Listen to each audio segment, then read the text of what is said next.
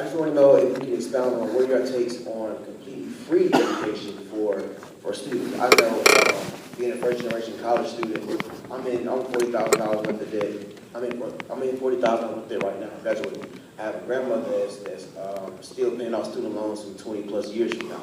And it's hard, especially being a graduate, and seeing so many people not being able to get jobs after they obtain their degrees or get jobs in other fields that the degree wasn't in, and still years later not being able to pay out those student loans because they're so heavily weighed down on them. So what are your takes on completely free college education? Well, you know, again, I think that it would be wonderful, and it's a great thing to aspire to, like, you know, freedom and justice for all. But I don't know. I just don't know how we get there. I have an idea. So, you know, I would like to see that, but I think realistically, and Representative Nsul and I think alike, I mean, it's tough being in Congress. We live in D.C. I live in D.C. 4 days a week, and 3 days a week I live in Los Angeles. So I spend a whole great deal of time on United Airlines. So while I'm there, I want to get something done. So instead of fighting for peace on earth, which is wonderful to aspire to, I want to fight for how I relieve your debt right now. Like I said, I do think we need to look at the entire system, but we are looking for practical ways that we can help you right now. And free college for all is not one of those. I think that to your point, you said sometimes you see cracks and windows of opportunity where Republicans and Democrats can work together. One of those areas is that I co-chair the Rural Caucus, and the Rural Caucus has a lot of Republicans in it, from Tennessee and West Virginia and Arkansas, and their conditions are quite similar to the Black Belt and the Wiregrass of Alabama.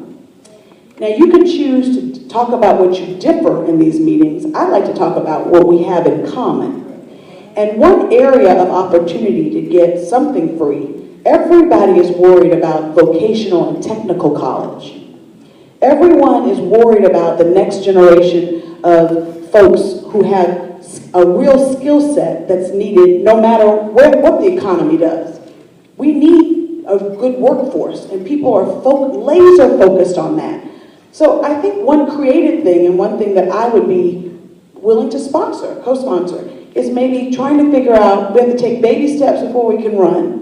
Maybe think about free 2-year college education and encouraging more of our students in high school to get into some of these technical colleges. Alabama has an amazing 2-year college system. We've got to use it and leverage it. Now, I know you all are blessed to be at a 4-year institution, but some of you started off in 2-year colleges before you got to 4-year college.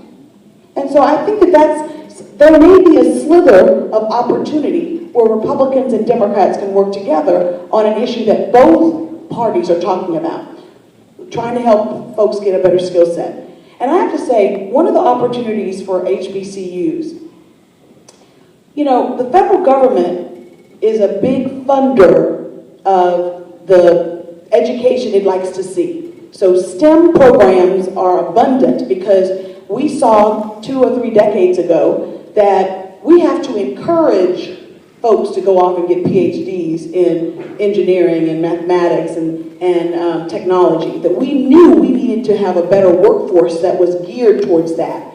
And it's amazing, you walk on lots of HBCU campuses and you see a school of technology. You see, why? Because federal government was giving money for that. But it's important for us to also know that we need to educate the next generation of, CSI folks. And I know that criminal investigative was a we had huge funding for that, and Alabama State got a lot of funding for that.